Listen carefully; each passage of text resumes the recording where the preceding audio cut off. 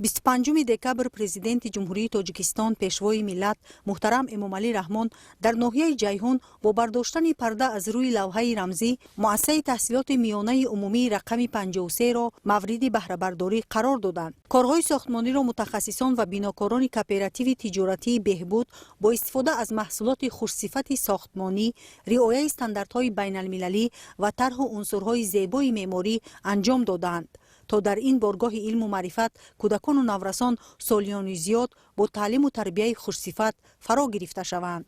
محترم پیشوای معظم ملت، من مومنزاده زلقده، خواننده صنف 9A، گیرنده استیپندیای پرزیدنت جمهوری تاجیکستان، اشتراکچی المپیادای فنی از فن تاریخ می باشم. با صمیمیت و احترام خاص منتداری خود را به شما برای بنیاد این مؤسسه دارای تمام شرایط سطحی بلند می‌رسانیم. ما از سال 2026 سال وسعت دادن کارهای آبادی و سازندگی و تقویت و تحکیم خودشناسی و خودآگاهی ملی یکدلانه استقبال می‌نماییم.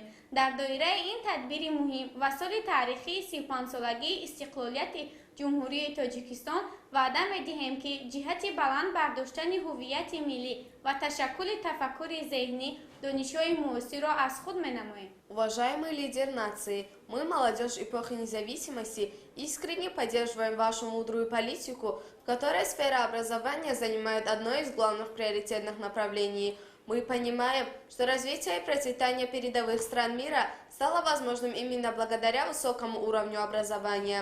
Мы, молодое поколение, выражаем вам искреннюю благодарность за все заботы и за создание такого современного образовательного учреждения. پیشوای ملت محترم امامعلی رحمان ضمن صحبت با آموزگاران و خوانندگان اظهار داشتند که با فراهم گردیدن شرایط مساعد تعلیم و تربیت در تمام مؤسسه‌های تعلیمی عمومی کشور باید در مد اول نه مقدار بلکه صفت تحصیلات و دانش گذاشته شود. خالی آینده در کارتان می‌شود.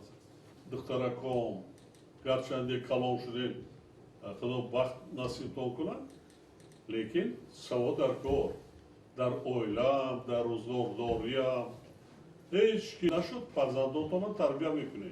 مؤسسه تحصیلات میانه عمومی رقم 53 ناحیه جیهون با استقبال جشن بزرگ ملی 35 سالگی استقلال دولتی جمهوری تاجیکستان بنیاد گردیده است. من مراد و امینت گیرنده استیپندیای پرزیدنت جمهوری تاجیکستان، اشتراکچی آزمون جمهوری فروغ صبح دانایی کتاب است از زمینه طی خواندن و ازبر کردن آثار ادیبان معاصر تاجیک و المپیادای فنی از فن زبان و ادبیات تاجیک می باشم.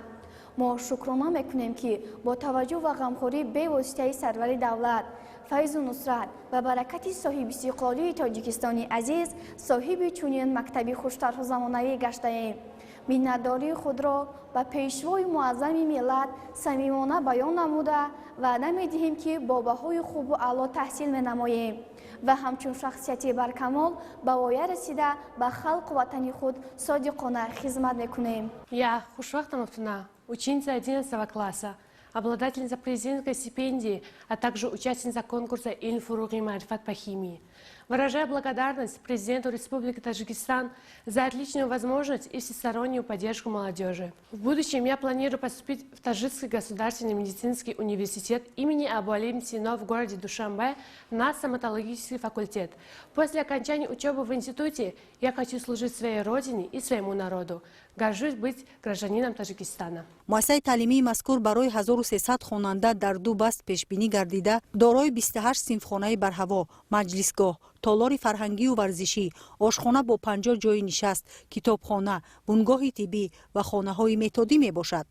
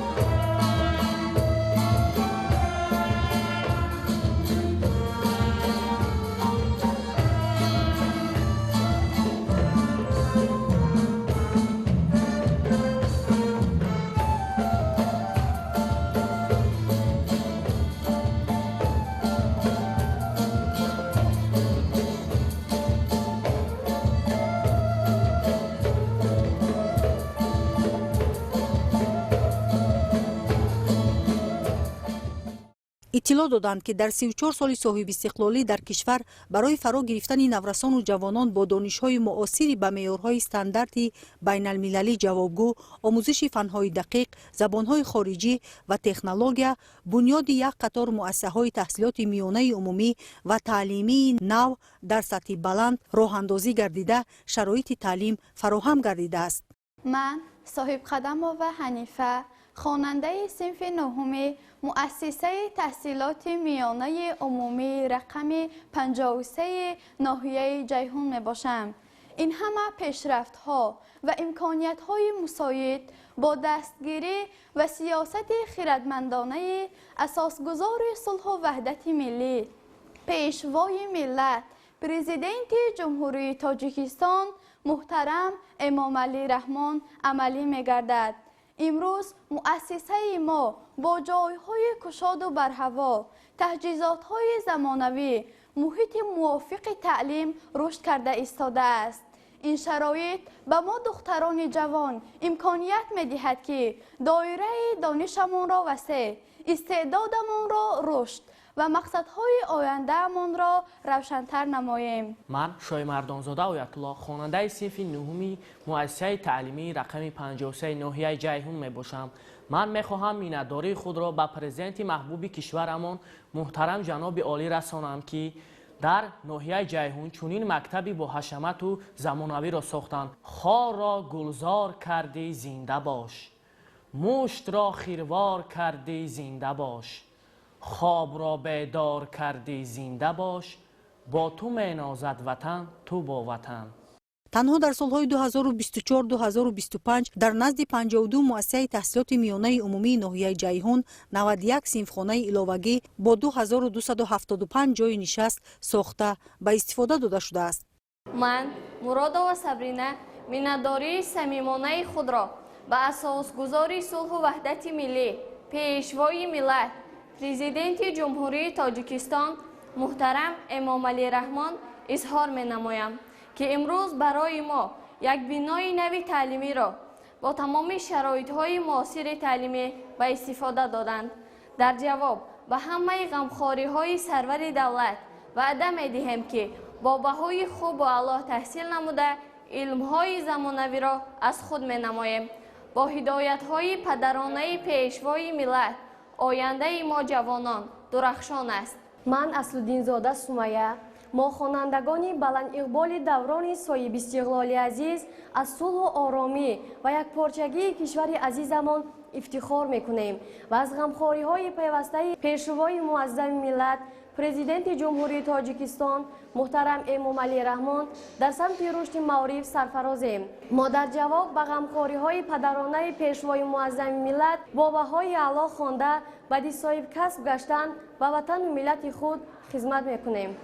در همین جا پرزیدنت جمهوری تاجیکستان پیشوای ملت محترم امام علی رحمان 16 انشاءات ساحه معارف را در ناحیه‌های جیهون، دوستی، پنج، قبادیان، شهر توس، ناصر خسرو و 3 کارخانه صنعتی را در ناحیه‌های دوستی و پنج به طور فاصلوی مورد بهره برداری قرار دادند. با استفاده دادن مؤسسه دولتی تا مکتبی معرفت در نزد مؤسسه تحصیلات میانه عمومی رقم 12 برای 400 کودک، مؤسسه تحصیلات تا مکتبی دانایک، بناهای نوی تعلیمی در نزد مؤسسه تحصیلات میانه عمومی رقم 1 شهرک دوستی، مؤسسه تحصیلات میانه عمومی رقم 6 دهات 5 و مؤسسه تحصیلات میانه عمومی رقم 11 دهات قمسنگیر ناحیه جیهون با فراگیری 1440 خواننده، بینای مأموری معارف ناحیه دوستی، بیناهای علاوگی در نزد مؤسسه‌های تحصیلات میانه عمومی دهات جیلیکول، دهات خرمدیار و دهات نوزمین ناحیه دوستی، بینای نوی مؤسسه تحصیلات میانه عمومی رقم 9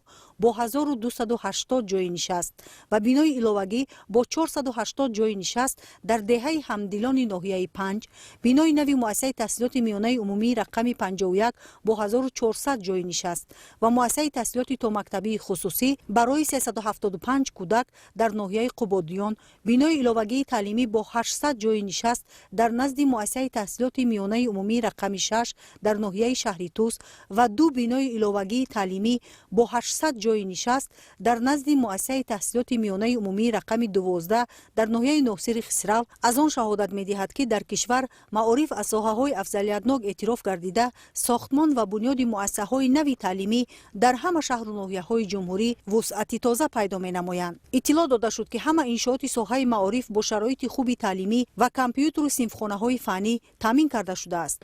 در دایره عملی نمایی هدف چهارم استراتژی صنعت کنونی با سرعت کشور، پرزیدنت جمهوری تاجیکستان پیشوای ملت محترم امامعلی رحمان همچنین کارخانه استحصال شیفیر با 45 جای کاری، کارخانه کارکرد پخته جمعیت دارای مسئولیتش محدود سرمایه دوستی برای کارکرد 10,000 تن پخته با 35 جای کاری در ناحیه دوستی و کارخانه کارکرد پخته در پارک تکنولوژی اینواسیونی با 50 جای کاری در ناحیه 5 ولایت ختلان را به طور فاصلوی مورد استفاده قرار دادند. پرزیدنت جمهوری تاجیکستان محترم امامعلی رحمان اقدام بنیادکارانه صاحبکاران را شایسته تحسین خوانده به مسئولان کارخانه‌های صنعتی دستور دادند که به صفت محصولات و کارکرد پخته توجه جدی ظاهر کرده در آینده دایره فعالیت کارخانه‌ها را وسیع و جایهای کاری را زیاد نمایند.